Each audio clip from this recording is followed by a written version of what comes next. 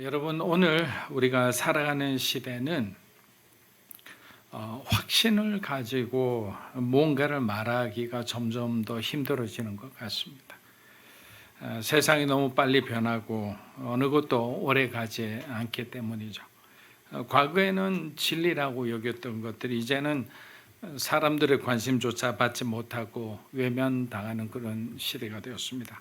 그만큼 이 변화가 그 주기가 빨라진 것이죠. 말보다는 이미지가, 진실보다는 어떤 개인의 감정이 또 힘을, 더 큰 영향력을 가진 세상 속에서 한 개인이 예수님을 믿습니다라고 고백하는 일이 일부 그리스도인들에게는 낯설고도 어려운 일이 되고 있습니다. 혼자 이렇게 고백하라면 얼마든지 하지만 많은 사람들 앞에서 우리가 기도하는 모습을 보이거나 그리스도인입니다라고 말하고 술잔을 거두는 부분은 그렇게 쉽지 않은 거죠. 왜냐하면 우리의 삶이 그만큼 복잡해지고 있고 때론 감당하기 힘들 정도로 이 기독교의 위세가, 그리고 그 명예가 점점 실추하고 있기 때문이죠. 우리는 신앙의 이런 아래 많은 기대를 걸며 살아갑니다. 기도하면 응답이 될 줄 알았고, 믿고 순종하면 삶이 나아질 줄 알았습니다. 그리고 말씀대로 살면 반드시 좋은 열매가 맺어지리라고 생각하고 있습니다. 그런데 현실은 그렇게 간단하지 않습니다. 열심히 신앙 생활에도 병들 때가 있으며, 하나님께 그렇게 충성했는데도 아무런 삶의 변화가 보이지 않을 때는 마음 한켠에선 이런 생각이 스물스물 올라옵니다. 정말 이렇게까지 해야 하나? 그리고 내가 이 길을 계속 걸어야 할 이유가 있는가? 여러 가지 질문들을 하게 되는 거죠. 오늘 본문에도 그런 장면이 나옵니다. 예수님을 따르던 수많은 무리들이 어느 날 갑자기 등을 돌리게 됩니다. 그들은 예수님의 말씀을 듣고 기적을 경험하고, 그래서 예수님을 마치 주군처럼 모시며 따르던 사람들이었습니다. 하지만 예수님의 말씀이 그들의 기대와는 너무나 달랐고, 주님이 요구하신 것이 그들이 감당하기에 너무나 버겁게 느껴지자, 예수님이 이스라엘의 왕이 아니야? 정치적으로 우리를 로마에서 해방시켜주는 분이 아니야? 우리를 윤택하게 살게 하는 그런 분이 아니야 라는 생각을 하는 순간 그들은 멈췄고 그들은 돌아섰고 결국 떠났습니다. 요한복음 그 장면을 이렇게 전합니다. 6장 66절 한번 읽어보겠습니다. 그 제자 중에서 많은 사람이 떠나가고 다시 그와 함께 남지 아니하더라. 자, 제자들이 떠나는 그 순간 예수님은 12 제자를 향해 물었습니다. 뭐라고 하셨습니까? 너희도 가려느냐라고 했습니다. 너희도 가려느냐. 이 질문은 단지 그 12 제자들만을 향한 질문은 아니겠죠. 예수님은 지금도 여전히 저와 여러분에게 우리가 굉장히 어려운 상황에서 갈팡질팡할 때 이렇게 물으실 수도 있는 거예요. 오늘 말씀은 바로 그 질문 앞에 선 사람들을 위한 이야기입니다. 더 이상 감정으로 버틸 수 없고 논리로도 설명되지 않지만 그럼에도 예수님을 놓을 수 없는 사람들, 응답보다 침묵이 더 익숙하고 확신보다 의문이 훨씬 더 많지만 그래도 주님을 향해 믿음의 걸음을 떼는 그 사람들을 위한 말씀인 거예요. 그렇다면 우리는 이 길을 어떻게 걸어가야 할까요? 그래도 방법이 있어야 되지 않겠습니까? 예수님의 말씀 속에서 그 답을 찾아보고자 합니다. 첫째, 신앙은 이해가 아니라 믿음을 선택하는 길이다라는 것입니다. 이해가 아니라. 예수님께서 나는 하늘에서 내려온 생명의 떡이라고 말씀하셨을 때 순간적으로 사람들은 혼란에 빠졌습니다.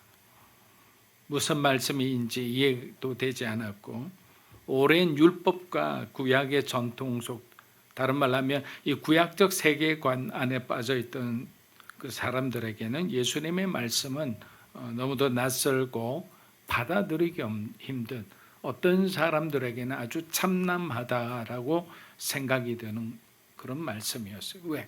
예수님이 하나님의 아들이라는 거. 그래서 요한복음 6장 66절은 이렇게 전합니다. 다시 한번 읽어보겠습니다. 그때부터 그의 제자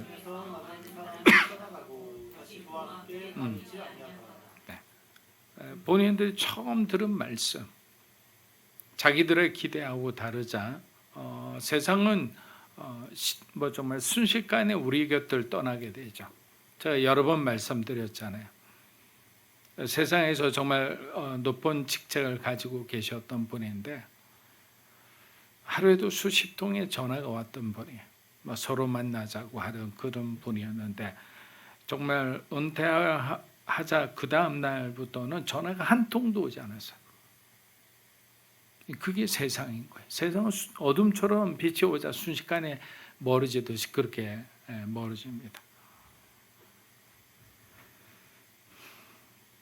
여러분, 그들이 떠난 이유는 단순합니다. 말씀이 그들에게 너무 어려웠고 그들의 현실과 너무 맞지 않다고 생각했고 그들의 기대와는 너무나 달랐기 때문입니다. 여러분, 예수님이 만약 우리에게 희생을 요구하고 고난을 요구하신다면 비록 우리가 천국에 가는 건 좋지만 그래도 이 생에서도 우리가 현실의 삶에서도 우리가 부유하게 영향력 있게 명예롭게 사람들이 인정받고 사랑받으며 살고 싶은 마음 누구나 가지고 있잖아요. 근데 어떤 사람에겐 그 길을 열어주세요. 근데 반대로 어떤 사람은 정말 꾸역꾸역 천국에 가는 분들도 계시잖아요. 그럼 그 사람들 입장에서는 why me라고 생각하겠죠. 왜 나에게는 이런 어려운 길을 주십니까? 차라리 평범한 이 가운데 길이라도 주시면 감사하죠. 이런 생각과 이런 판단을 우리는 할 수 있는 거예요. 그래서 이 사람들을 우리가 보면 눈에 보이는 기적을 따라 살아온 사람들, 하나님 주시는 그 복을 따라 살아온 사람들, 결국 이 사람들은 믿음을 붙든 것이 아니라 뭐냐고 내가 이해되는 것, 내 감정과 내 기호에 따라서 결국에는 신앙생활하는 것밖에 안 되는 거예요. 그래서 어떤 사람하고 관계가 틀어지면 이 사람은요 교회에 버티지를 못해요. 어느 순간 보면 점점 교회를 한 번, 두 번 빠지기 시작하다니 그리고 난 뒤에 보통 교회 밖에 사람이 되어버립니다. 결국 주님 곁에는 12 제자만이 남았습니다. 그들도 모든 것을 이해한 것은 아니었지만 한 가지는 분명히 알고 있었습니다. 예수님 외에는 다른 길이 없다는 거예요. 그래서 시몬 베드로가 이렇게 고백합니다. 요한복음 6장 68절입니다. 시몬 베드로가 대답하되 주여 영성의 말씀이 주께 있사오니 우리가 자, 여러분 신앙은 모든 걸 다 이해한 다음에 걸을 수 있는 길이 아닙니다. 제가 여기서 갑자기 여러분들에게 예수님의 12제자 이름 말씀하세요 라고 하면 여러분 그 자리에서 대답할 수 있는 사람은 여기서 뭐 한두 명 되실까요? 만약에 지식으로 가는 거라면 뭐 대부분 뭐 천국 근처에 갔다가 들어가지는 못할 거예요. 그래서 믿음은 이해하는 것이 아니라 믿음으로 한 걸음 한 걸음 내딛는 거예요. 걸어야 보이고 순종해야 열리는 게 바로 신앙의 삶인 거예요. 그래서 어려운 거예요. 믿음은 우리가 다 설명할 수 있어서가 아니라 하나님이 어떤 분이신지를 믿기 때문에 우리는 시작하는 거예요. 그래서 믿음의 세계에서 가장 중요한 것은 뭐라고 했습니까? 우리의 믿음의 대상이 중요하다는 거예요. 우리가 누구를 믿느냐고. 그분이 하나님이시라면, 그분이 예수 그리스도라면 우리는 그 어떤 희생과 고난을 각오하고라도 주님을 믿고 주님을 따를 각오가 되어 있어야 되겠죠. 그런데 우리가 믿는 대상이 그냥 뭐 툭하면 말이 바뀌고 정말 신뢰할 수 없는 그런 사람이라면 여러분의 인생을 올인할 수 있겠습니까? 여러분의 가장 소중한 시간을 예배 시간에 여러분들이 참석할 수 있겠습니까? 그래서 신앙의 세계에서는 우리의 믿음의 대상이 누구인지가 가장 중요하다. 근데 저와 여러분은 하나님을 믿잖아요. 변하지 않고 영원 전부터 영원까지 스스로 존재하신 바로 그 하나님을 믿는데 왜 걱정하십니까? 왜 의심하십니까? 왜 두려워하십니까? 염려할 필요가 없다는 거예요. 요단강 앞에 섰던 이스라엘 백성을 여러분 한번 생각해 보십시오. 그날 강물은 평소보다 훨씬 넘쳐 흐르고 있었습니다. 앞이 보이지 않는 강물 앞에서 그 많은 사람들은 망설일 수밖에 없었습니다. 그런데 여호수아는 주저하지 않았어요. 그는 하나님의 말씀을 전적으로 신뢰했기 때문입니다. 그래서 언약궤를 맨 제사장을 가장 먼저 그리고 요단강을 건너게 합니다. 하나님의 말씀을 맨. 그래서 강을 건너라고 하는 순간 그들이 건너게 되는 거예요. 여러분, 하지만 생각해 보십시오. 요단 강물이 지금 넘실 불어나고 있는데 어떻게 건너란 말입니까? 건너기 전에 그 감정들이 모세처럼 홍해를 가른 후에 건너라 했다면 굉장히 멋지게 보였을 수도 있겠죠. 그러나 아직 물이 그대로 흐르고 있는데 그곳을 건너라니요. 그래서 우리가 홍해의 기적과 요단의 기적을 구분할 필요가 있어요. 홍해의 기적은 은혜로 건넌 어떤 강이에요.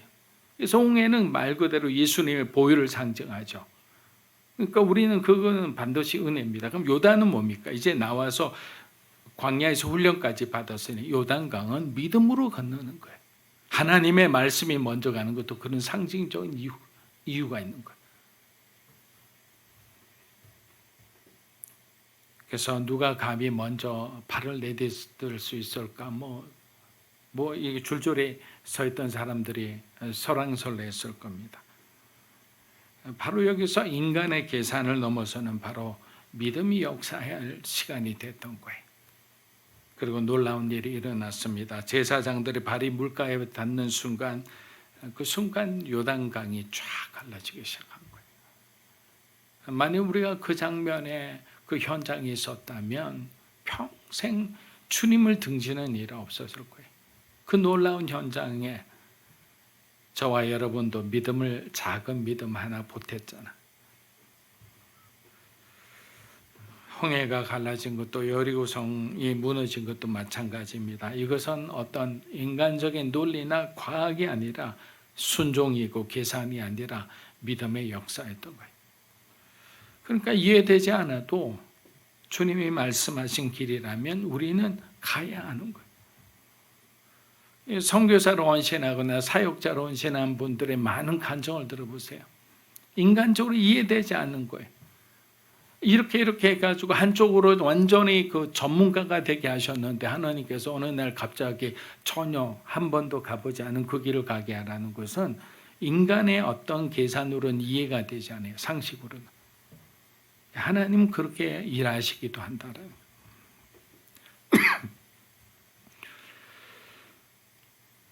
사랑하는 여러분, 하나님은 모든 것을 우리에게 다 가르쳐 주지 않습니다. 한 걸음 한 걸음 그렇게 가르쳐 주시는 거죠. 그래서 한국의 유명한 이 한국학의 그 교수님이 한국의 경치는 일부 한 걸음 걸을 때마다 경치가 하나씩 달리 보인다고 그랬어요.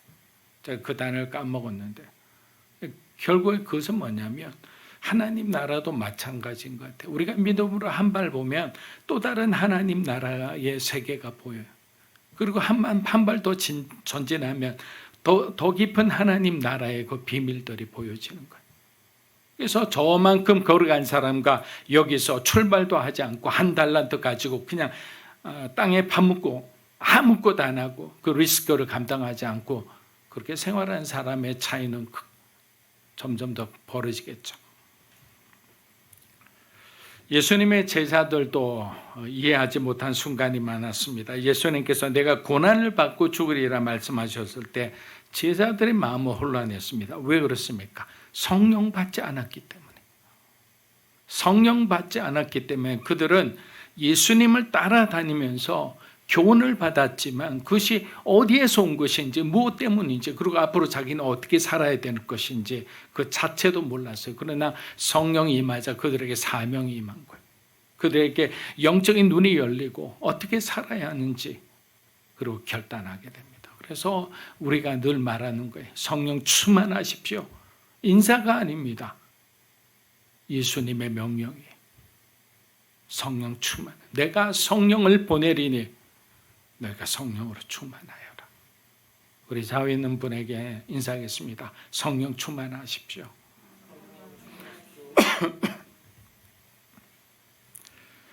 그래서 그 혼란한 가운데 또 베드로가 나타나서 예수님을 막아서죠. 그러다가 바로 그 순간 예수님의 입에서 제자들이 기대하지 않았던 말씀이 흘러나옵니다. 마가복음 8장 33절입니다. 너는 하나님의 일을 생각하지 않고 도리어 하나님의 일을 생각하는구나.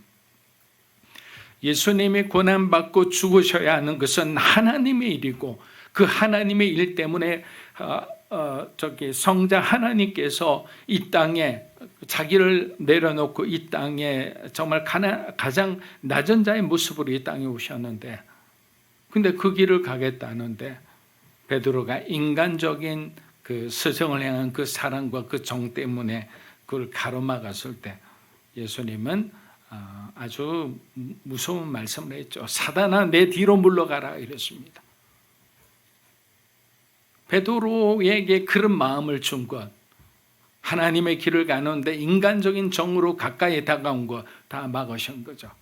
그래서 우리가 아브라함이 대단한 믿음의 아버지지만 그 행보 때마다 그는 연약한 선택을 많이 하게 됩니다.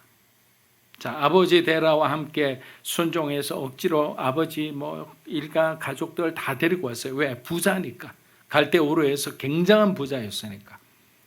그런데 하나님은 그가 가진 것 하나하나 믿음의 길을 걸어가는데 불필요한 것을 다 걷어내기 시작합니다.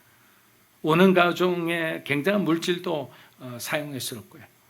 그런데 가장 힘든 사람이 누구였냐면 그의 아버지 데라였습니다. 데라는 정말 너무나 정말 강력한 우상 숭배자였어요. 그러자 하란이란 땅에서 아버지 데라를 하나님이 데려가시죠. 그리고 난 뒤에 하란에서 몇 년을 머물고 아버지 데라가 죽자 다시 그 사명의 길을 하나님 부르신 그 길을 가서 가나안 땅까지 오게 된 거예요. 여러분 십자가는 넘어지면서 지고 가는 것이라 말씀드렸습니다. 한 번에 우리가 이렇게 들고 가는 것 아니죠. 예수님도 여러 번 쓰러지셨다고 그랬습니다. 그래서 여러분들이 그 사명의 길, 이 믿음의 길을 가면서 쓰러지는 것은 당연한 거예요. 그것을 너무 이렇게 수치스럽게 생각할 필요 없습니다. 근데 중요한 것은 뭐냐면 제일 무서운 것은 우리가 하나님의 일을 생각하지 않고 사람의 일을 생각한다는 거예요. 하나님의 일을 가지고 논하지 않고 사람의 일을 논할 때 우리 인생은 너무나 불행하지 않습니까? 하박국 선지자도 눈앞의 현실을 도저히 받아들일 수 없었습니다. 악인이 번성하고 의인이 짓밟히는 이 현실, 하나님의 정의를 부르짖은 거죠. 기도해도 바뀌지 않는 세상, 그래서 그는 항의하듯 하나님께 부르짖습니다. 하박국 1장 2절입니다. 여호와여 내가 부르짖어도 주께서 듣지 아니하시니 내가 강포로 말미암아 외쳐도 주께서 구원하지 아니하시나이다. 자, 하나님을 이해하기보다는 분노와 의문이 앞섰죠. 그런데 마지막 장에서 하박국은 완전히 달라진 고백을 합니다. 우리 하박국 3장 17절에서 18절입니다. 비록 무화과 나무가 무성하지 못하며 포도나무에 열매가 없으며 감람나무에 소출이 없으며 밭에 먹을 것이 없으며 우리의 양이 없으며 외양간에 소가 없을지라도 나는 여호와로 말미암아 즐거워하며 나의 구원의 이해할 수 없었지만 하박국 선지자는 고백합니다. 나는 여호와 하나님으로 인해 기뻐하겠습니다. 그 인생을 재정의한 거예요. 여러분 이것이 믿음 아니겠습니까? 신앙은 모든 걸 다 알고 시작하지 않는다고 했습니다. 우리가 주님을 따를 수 있는 이유는 내 주변의 상황을 이미 내가 다 알고 하나님이 가르쳐 주셔가 그런 것이 아니라 예수 그리스도께서 저와 여러분과 함께 계시기 때문 아니겠습니까? 그래서 진짜 믿음은 내 이해가 끝나는 자리에서 하나님이 역사하시는 거예요. 왜? 인간이 자꾸만 하나님의 역사를 방해할 때가 있어요. 걸림돌이 될 때가 있습니다. 그래서 아주 유명한 일화가 있습니다. 미국에 정말 유명한 부흥사가 있었어요. 근데 그분이 어렸을 때 이제 신학대학을 졸업하고 난 뒤에 하나님을 향한 막 열정으로 충만해 있을 때예요. 그래서 그 당시에 굉장히 유명한 부흥사의 집회에 갔는데 그분을 만나는 게 소원이었어요. 기다렸다 그분을 만났어요. 그리고 엘리베이터 타서 같이 엘리베이터 타서 누구님 주님을 위해서 저는 쓰임 받기 원합니다. 저를 위해 기도해 주십시오. 그러자 그분이 뭐라고 하신지 아세요? 갑자기 딱 이걸로 누르더니 그 마음부터 내려놓으십시오. 그 열정부터 내려놓으라는 거예요. 왜? 내 열정을 하나님이 사용하시는 거 아니에요. 왜? 하나님이 나를 사용하신다면 내가 가진 열정보다 더 뜨거운 열정을 주실 거예요. 밤낮 잠도 없이 기도할 수 있는 그 마음도 주실 수 있어요. 지나가는 그 영혼을 너무나 우리가 긍휼히 여겨 눈물이 나는 그 마음도 하나님 주시는 거예요. 근데 내가 가진 거 가지고 하나님 나를 사용해 주세요라고 해서는 안 된다는 거예요. 주객이전도 되는 거죠. 자, 둘째는 뭐냐? 신앙은 떠날 이유보다 남을 이유를 기억하는 길입니다. 입니다. 여러분, 예수님을 따르다 보면 가슴이 벅찬 날도 있지만 말씀이 힘이 되지 않을 때도 있고 기도가 공허할 때도 있고 예배 자리에 나지만 아무런 기대도 없이 그냥 멍하니 앉아 있을 때도 있습니다. 주님 도대체 언제까지입니까? 왜 아무런 일도 일어나지 않습니까? 내가 가는 이 길이 정말 옳은 길입니까? 이런 질문들이 가슴 속에서 멈추지 않고 막 계속 솟아오를 때 우리는 어쩌면 이제 떠나고 싶다라는 마음까지 품게 됩니다. 그런데 바로 그때 예수님이 제자들에게 하신 질문이 다시 떠오르는 거예요. 너희도 가려느냐? 그 질문은 외면할 수 없는 진실을 향해 우리를 끌고 가죠. 예수님은 강요하지 않았어요. 절대로. 붙들지도 않았습니다. 우리의 선택을 담담히 기다리셨죠. 그 질문 앞에서 사람들은 아무 말 없이 다 떠났습니다. 자신들이 기대했던 것과 달랐기 때문이랬죠. 자신들이 원한 예수가 아니었던 거예요. 우린 결국에는 내가 원하는 예수를 만들어가는 거예요. 내가 원하는 하나님이야. 내가 너무나 만족스럽고 하나님을 사랑할 수 있고 나도 그만큼 하나님한테 페이백할 수 있다고 생각하는 거예요. 시간을, 재물을. 근데 내가 원하는 하나님이 아니에요. 나를 만족시키는 하나님이 아니에요. 내 기도를 들어주시는 하나님이 아니에요. 그럼 나도 하나님께 헌신할 필요도 없다고 생각하는 거죠. 하나님이 나에게 응답해 주시지 않았기 때문에 나는 다른 길을 갈 겁니다. 나 좀 쉴게요. 그런데 베드로는 왜 떠나지 않았을까요? 왜 그랬을까요? 베드로 역시 혼란스러웠을 겁니다. 그런데 그에게는 잊을 수 없는 기억들이 있었어요. 여러분 잘 들으세요. 처음 자기 이름을 불러주셨던 바로 그 주님이 계셨죠. 물고기 대신 사람을 낚는 어부로 불러주셨던 분이 바로 주님이셨습니다. 그리고 예수님께서 풍랑에 고난받는 그 사람들에게 무리를 걸어오셨을 때 그도 무리를 걷게 해주셨어요. 넘어지고 무너졌을 때 다시 일으켜 주신 그 주님. 그러니까 그 주님에 대한 기억이 있기 때문에 떠날 수가 없는 거예요. 그래서 그는 진심으로 고백합니다. 요한복음 6장 68절 읽어보겠습니다. 시몬 베드로가 영생의 말씀이 주께 있사오니 우리가 누구에게로 가오리까? 영생의 말씀이 주께 있사온데 우리가 누구에게로 가오리까? 사랑하는 여러분, 솔직히 우리도 뭐 다른 사람들처럼 다 이렇게 받아들이지 못할 때 있습니다. 목회하는 순간에도 그런 일이 많이 일어나죠. 근데 우리가 주님 곁에 머무는 이유가 뭡니까? 그분과 함께 했던 시간이죠. 그분을 예배했던 시간입니다.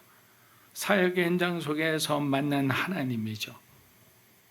그 만난 기억들, 함께 했던 시간들이 결국에 우리를 다시 회복시키고 우리를 다시 은혜의 자리에, 다시 사명의 자리에 그리스도인으로서 합당한 삶을 살아가게 인도해 주시는 것입니다.